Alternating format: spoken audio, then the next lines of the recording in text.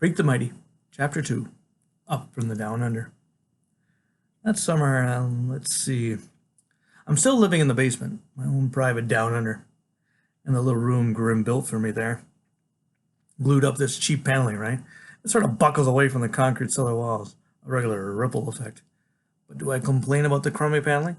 Or the rug that smells like low tide? I do not, because I like it in the down under. Got the place all to myself and no fear of Graham sticking her head in the door and saying, "Maxwell, dear, what are you doing?" Not that I ever do much of anything. Grim has it fixed in his head that I'm at a dangerous age and they need to keep me under observation. Like I might make bombs or start a fire or whack out the local pets with my trusty slingshot or whatever. Except I never had a slingshot. It was Grim who had one when he was my age. The proof is right there in the family photo album. You can see this blurry little miniature Grim with no front teeth, grinning at the camera and yanking back on his prehistoric slingshot. Good for whacking mastodons, probably. Just proper targets, Grim says, closing out the photo album and the discussion. Like, oops, better hide the evidence. Don't want to give the dangerous boy any ideas. Not that I have any ideas. My brain is vacant, okay? I'm just this critter hiding out in the basement, drooling in my comic books or whatever. All right.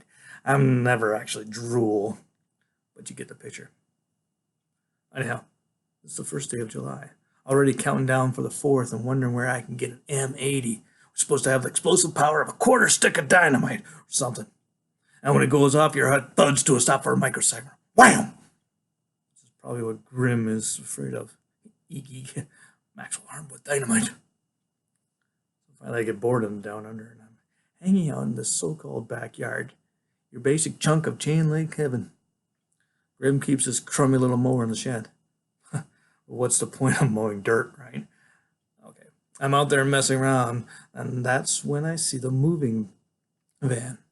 Not your mainstream nationwide brand name mover, either.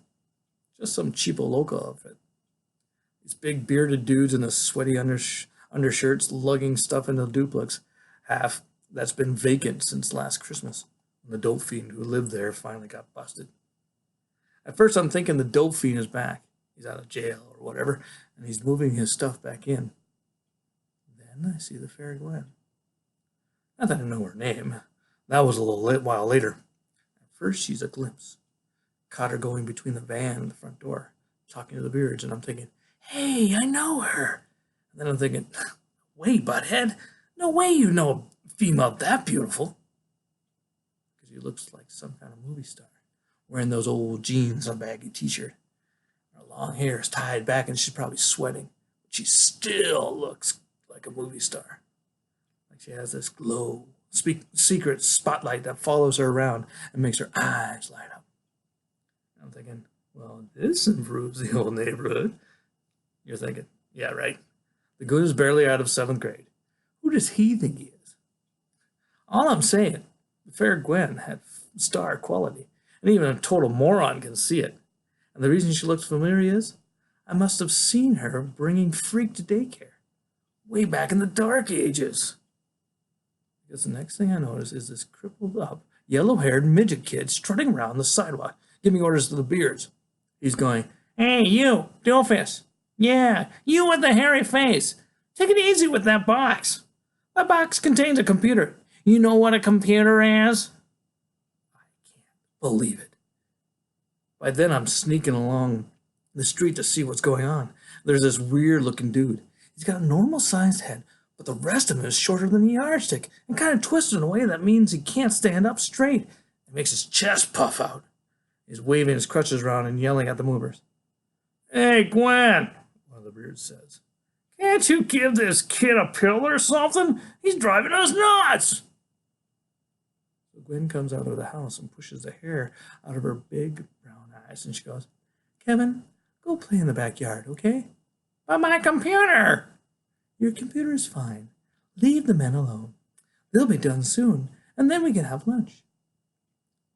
By this time, I'm hunkering along in front of the place, trying to maintain a casual attitude, except like I said, my feet are growing wild that year.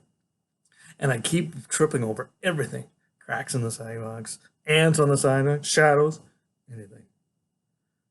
And the strange little dude jerks himself around and he catches sight of me and he lifts up a crutch and points it at my heart and goes, "Identify yourself, Earthling!" I'm busy keeping my feet from tripping and don't get that he means me. "I said identify yourself, Earthling, or suffer the consequences." I'm like, what? And before I could decide whether or not to tell him my name or which name, because by now I recognize him as a weird little robot kid from daycare, and maybe he remembers me as Kicker. Anyway, before I can say a word, he pulls the trigger and on the crutch and makes a weapon noise. And he goes, "Then die, Earthling, die!" I motor out of there without saying a word because I'm pretty sure he really means it. The way he points that crutch is only part of it. You have to see the look in his eyes. Man, that little dude really hates me. He wants me to die.